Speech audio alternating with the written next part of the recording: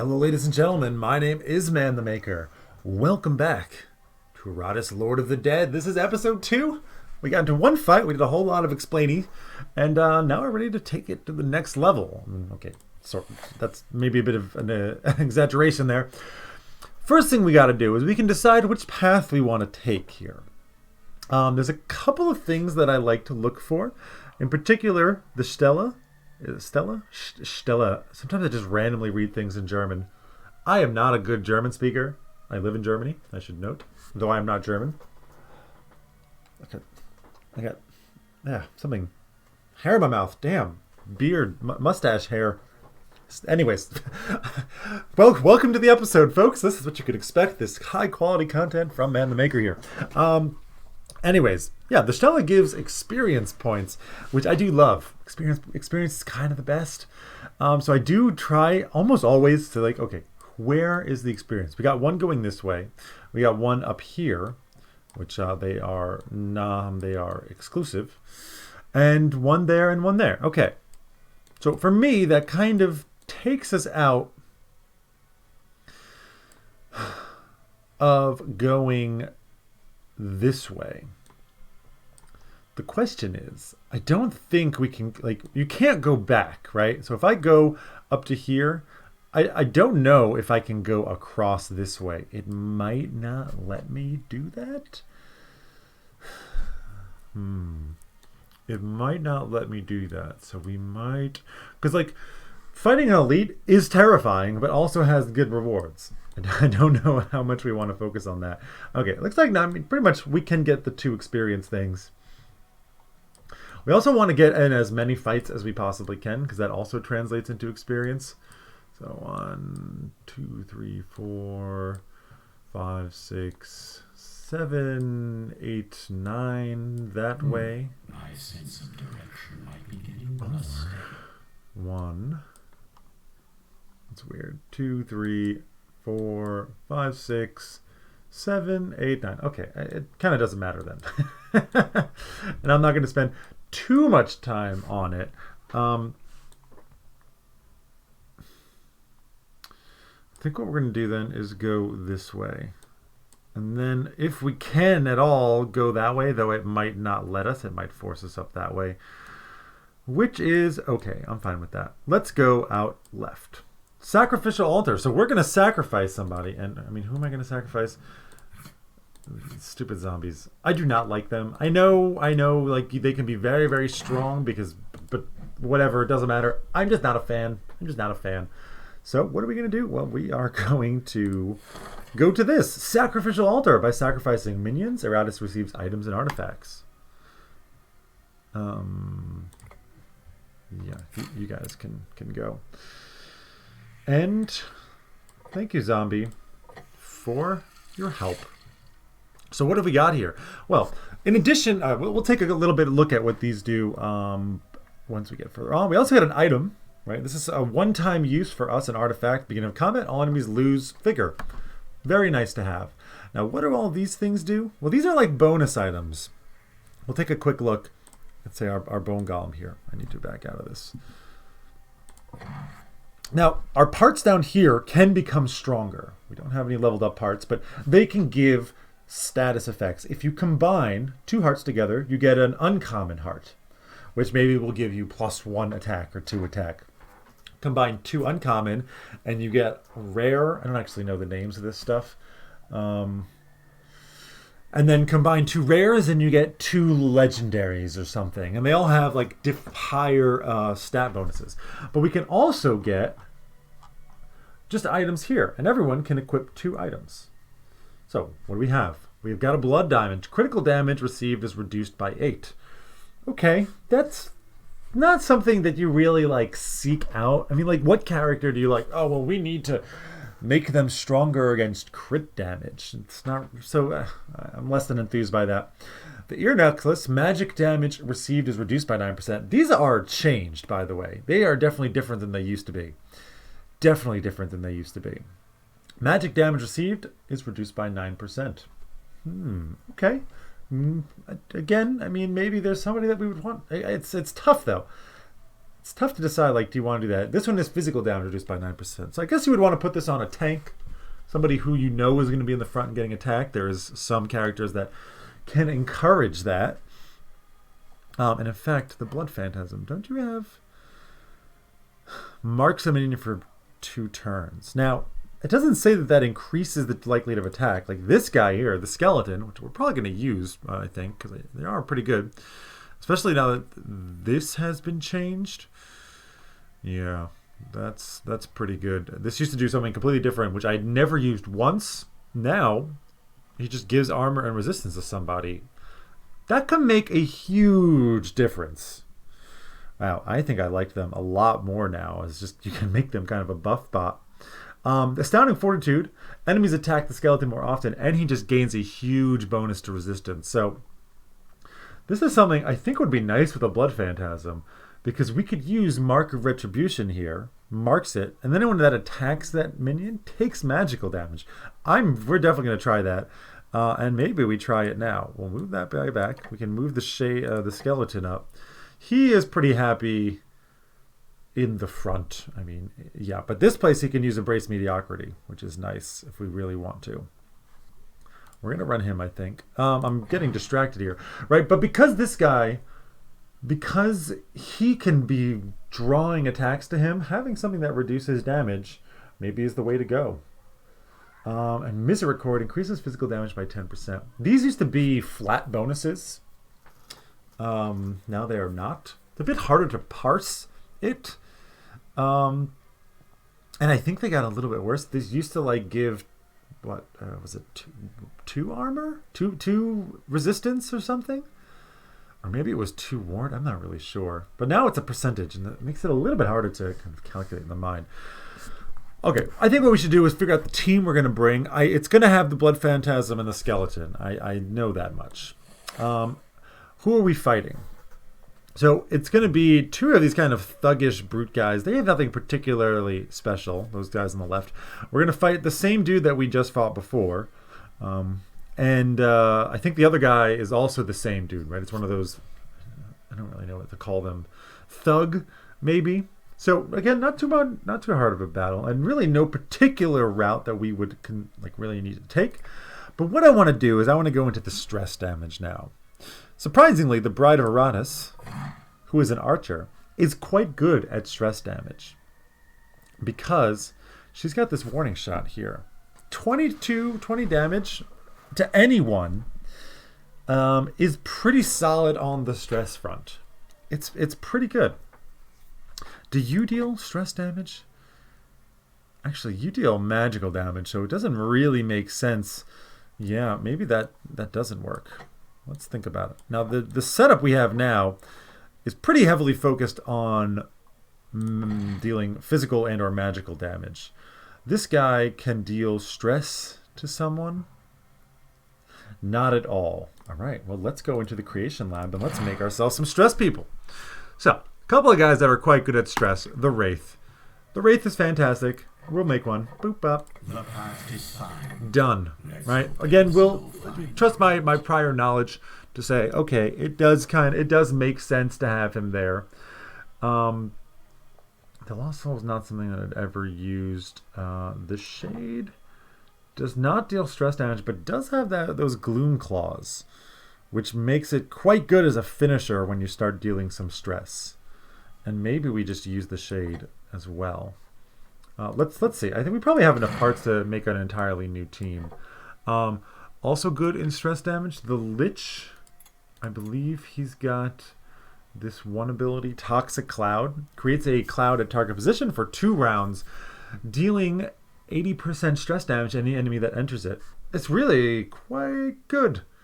Really, really quite good, especially if you're moving people around, which we know she does. The Wraith can also move people around, I believe. Perhaps not. Well, okay, yeah, Terror Wave does. Again, we're not going to look into it. Trust me, he does a lot of stress damage, and they're great. The Banshee. I think we're gonna go in here with the Banshee. You will learn to Done. enjoy And we need a frontliner. existence. Can we make a mummy? We can. And there's the team, right? I'm being I'm not like going into it so much. I think it's much easier to kind of learn what people do just in the fights. But now we do have these items, and we can increase physical damage to people. But that's not, nobody that we're using right now is that interested in doing that. Reducing the physical damage. I think we might want on the Banshee. She's quite soft. And it's nice to have, I think we are going to reduce that physical damage there. We can also reduce magical damage, but we're not fighting anyone who does magical damage, I think. Increasing the physical and reducing crit damage is kind of meh. She gets attacked by magic, but we want her to be having other things, probably. So I don't think we're going to really use any of this stuff right now. I mean, okay, we'll give it to her because it's kind of crap. And because she's so fragile, she's got no armor, no ward, no resistance, no block, low health. She is all the way in the back row. But okay, I think that's enough. We got this one artifact, but we're not going to use it. We didn't level up. I think we're ready to go and take the fight. Team 1, please. Let's go. Completely different setup, completely different thing we are going to do here now as well. Very different strategy. And we can also now, I mean, we have some special bonuses, right? Let's take a look. She just gets plus 10 luck against female enemies. We have none. Also, these guys are totally different. They're hunkies, and these are minors. So we've actually never fought any of these dudes. I do kind of remember what they do, but we'll just discover that together. So she does more damage against against female. That's awkward. Right? She can just do damage 80% with a critical hit dealing a lot of damage. She can do Overwatch. Whenever an enemy moves, we deal damage to them. She can do Think of Him. The bride gains 4 attack and 4 dread until the battle ends. And it stacks. And we've also got Warning Shot, right? This is the thing that moves somebody and just deals stress damage. Her ultimate just deals a critical hit to everybody. I think we're going to open up with a Think of Him. Right, this is just going to increase our damage to everyone going forward. Now the Banshee. Banshee can move a target to a random position, dealing some stress damage. Okay, that's pretty cool. From here, she can absorb fear. Restore the target to full sanity and gives us mana equal to 25% of the restored sanity. Pretty interesting thing to do there, right? It's restoring the mana. At some point, you might just be like, okay, I am fine killing, like, we've killed everyone, there's one guy left. Let's farm his mind a little bit. With that in mind, I mean, I think I'm going to drop the bomb right there. You always regenerate a little bit of mana, so it's a bit wasteful to start maxed up. She also has, let's see, Soprano. Now, this is my jam. Deals 6 stress damage to everyone. And they lose 4 attack for the next action. That's not insignificant. I mean, this guy has 8 to 10. We're going to drop that by 4. Let's go do it. Right, this is the right one. Soprano. Boom. Everyone now just deals less damage. 12 to 16, 4 to 6.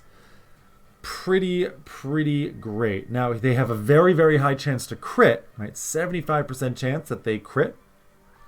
But what's important about that is reducing their base damage greatly reduces their crit damage. So this is really, she's apparently really good against these guys who have high crit. What we can do now, all right, it is our Wraith. This bad boy, he comes packed with 2 of each of these things. So he's pretty hard to deal damage to, though crits will go through it.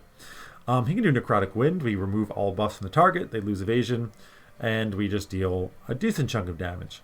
Ghostly Fire deals 35% damage to the chosen target of stress, right? Purple is always stress, whereas blue, light blue, is magic, and red is physical. Then it curses the target and deals another 35% for 2 turns. So basically, this does about 212 damage or something? 212 damage percent, 212% damage. Let's just go ahead and do that. And we're going to do that, I think, on the elite tier. Actually, I realize I used this thing, but we're not going to be dealing any physical damage, so it's totally a waste. Oh, we can't use it there. Ghostly Fire. Boom. We did a little bit, right? A little bit of stress damage to them. But they're going to take it a lot more at the beginning of every turn that they take. What's nice about damage over time and stress is when they get down to 0, the more damage over time you have stacked on them, the more likely they are to have a trigger, because every instance of stress damage has a chance to give them a heart attack. Really strong. Now it's time for our mummy. Mummy, each enemy that successfully attacks the mummy loses 10 luck. So this reduces their crit chance, but if they go negative on luck, it increases your crit chance against them, and it's permanent. We can curse the target for 2 turns, dealing some stress damage each turn. That's pretty good. Impending horror, we just deal 60% to the chosen enemy and the one behind him. Also moves him, which is nice. And absorb curse. This is really actually quite strong. He's beefy, like you see, he's got quite a bit of health. This heals him, but also some of the debuffs can be devastating, and you really, really, really want a mummy against in some fights. I think because we're early on, I think we're gonna pop the cursing touch here, and just start stacking these. Right, he's just, you saw it. His turn went. Okay. All of these guys now. Oh, they're all attacking you. Okie dokie. Right? So little damage there. And the crit restored a little bit of sanity to everybody. But they're still going to take, I mean, they take 19 at the beginning of his turn. He's only got 49 left. Well, now we can do, hey, 49. We can do a lot of stress damage with her. Boom. We did a lot. He's gone insane now, too. At the start of each turn, he loses 40% of its maximum vigor and receives an extra action. That is actually a bit crap. Because we're not dealing the damage to him, so he's gonna get a few turns, and he's gonna have an extra action now. And we do the soprano because it's just really, really good against these guys. And I think we, again, do a Ghostly Fire. It does stack. Let's do the Ghostly Flames. Right, because we really want this guy just to die. So the sooner we can get him, and I think what we're going to do an Impending Horror. It deals damage to the chosen target and the enemy standing behind it. So we'll deal damage to both of them, getting him down probably to where one of these might kill him before he gets to go. Also, it could move this guy here, which means when our trap blows up, it has a chance. It doesn't move them. I don't know why. You're taking a lot of damage. Now we don't have a healer here, right? This team that we built, ow, we've been stunned. That's bad. And he did not take. He did not. Ow. He did not take. Ow. There goes the mine. He did not die from that, right? That's the challenge here. It's not guaranteed. It's not guaranteed. You're taking a lot of hits here. You got the pickaxe charge. I think we just Ghostly Fire again. These two. We really want him to die now. You've gone insane, and you're berserk, which is really bad. Increased damage, and damage is increased by 50%. This has gone terribly for us. You can heal yourself ever so slightly by using Absorb Curse, and you're going to move all the way into the back. Now at this point, I mean, we might just want to try and kill these guys without the stress damage. They've gone berserk and all remaining strength. All of them are terrible for us. If this guy goes twice again, that's pretty bad news. I think we use Rose for a Lady. This will be We gotta try and get. He should just die now. I think he'll take 40%. Nice with the miss and the hit. So we can tell this team is not quite as effective. Thank God he died. Not quite as effective as the last one. You can just kill him. 17, and this will kill him. Oh, he's got block. Oh, I didn't think about it. But what we can do, targets skip their next turn. This is her ult. Really good. Barely any damage. but the double stun is incredible. And now the ghostly fire.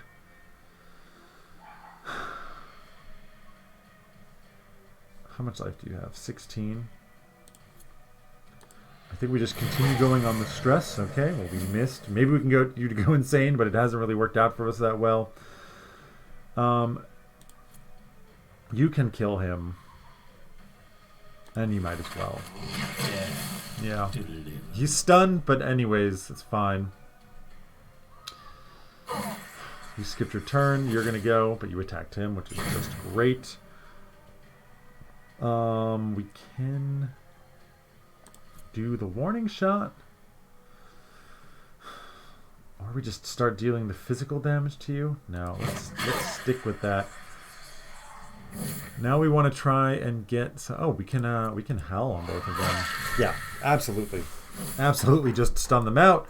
Ghostly fire on both of them. There's our timer, and then I mean we can just use the hex beam here.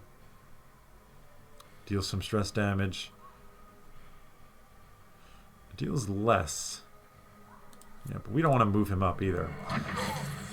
Deal the hex beam. It only deals it to 1. Oh, crap. I thought it did it to 2. Nice. Finally a stress kill. You saw he got a heart attack because something just triggered on him. Hui. Alright, warning shot. Let's try and get your stress down. Our Banshee here. I think we're going to move you left one. Straight through pain. So I can soprano. Greatly reducing your damage. You've got Insanity. Betrayal, 75% chance to attack an ally is great, except when he's the last one. We're just going to keep stacking the ghostly fire and hopefully just have him have a heart attack. We can't use the cursing touch, which is what we would want. Yeah, let's. Oh, should not have used this one because it moves us forward. There, we got the heart attack. So that fight was much harder. The team potentially lacking a little bit there. Not the best setup there, I think. I mean, I find having the shade in a stress damage team. Also, the stress procs that we got were terrible. They were the worst ones. Well, inspirations are worse. But it wasn't ideal. But having the shade there means we get them low on stress. We can just take huge chunks of damage out of them with Void Claws, right? It deals 60% of their missing strength, stress, in physical damage. It's pretty incredible. We got our first uncommon item here. Ooh, and I should have built something last turn too, probably. That was a little bit of a mistake. Let's take a look at our item so you have an idea what I'm talking about. +2 evasion. It's very, very, very, very, very small on these lower tier items. But you combine 2 of these green ones, the uncommon. Let's see, uncommon, rare, and legendary. Hey, I was right.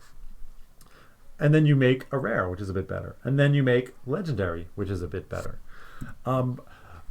We really should be putting some stuff over here. The excavation, we need a skeleton. We'll use the skeleton. Excavation gives you just extra parts, which are super, super useful. I think you're going to go in there for now. All these bodies were placed here deliberately. We have enough for another one. I do really like the arena. The Dead Lake is also pretty good. It just gives you a 20% chance to discover a random item. Early on, that's very good. We don't have a lot of items, and they can be quite powerful. Getting a little bit more wrath to start off, for now, is okay. Once we get more skills that utilize the wrath, then it becomes quite strong. Getting more mana, okay. Getting your guys to level up. They actually level up quicker in the arena. You can see we got 1 experience point from fighting. In the arena, you get 2. We need another skeleton. I think we're going to go with the arena as well. I think we are. One thing we're going to do, this place restores them to full. We got to do it. We got to do it. He's way too low. They heal a little bit outside of combat, so these two, if we just put them down here, they will slowly heal up, but not very much. Okay. I think the arena will be what we go for here. So we do need another skeleton.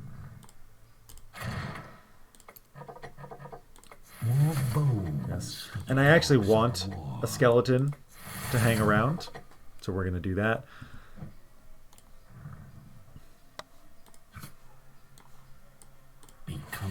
Boom, skeleton is in. We'll do, I think the next team that we're going to do. New knowledge can be taught through the application of controlled combat. The next one that we're going to do. We don't have enough parts really to make much. We can make another bride and we can make a vampire. I do really, really like vampires. But I think we're going to save our parts right now. We also leveled up. Now, what I'm probably going to do... You know, I did this build last time. I kind of feel bad doing it again. We only have 1 point, so we can't get this. Transplantation is just so necessary, but we don't really have the parts to make it useful. I don't like to transplant unless I have rare or legendary, so it's not something we're going to use right off the bat. This is all just other kinds of damage, and I'm not super worried about that. This is really quite strong and something I think that we're going to get probably after Relentless Evil. We can give extra attack and luck and unlocks this, which all minions and enemies gain luck. No, I almost never use that. We'll probably just go for this next, which means we'll wait for it. I think we will just wait for it. And that's it for this episode. We're going to put up together our team next time. We have a quest. So this, depending on who's in your party, you can have different events, or you lose some or you gain something. But we're going to find all that next time. If you enjoyed the episode, of course, you know, I would always appreciate the likes. If you're still here and hanging around, subscriptions go a long way to help the channel. And that's going to be it. Hope you guys do stick around. Next episode, of course, coming out tomorrow. I'm still recording this before the release of the first episode. But again, do let me know. Put it down in the comments if you want somebody named after you. You might die. Okay, you might be sacrificed, even at times. It's entirely possible for that to be the case. Just as a forewarning. But hey, man, you know, be part of the story. So until next time, my name is Man the Maker. Take care, everybody. Have a wonderful day.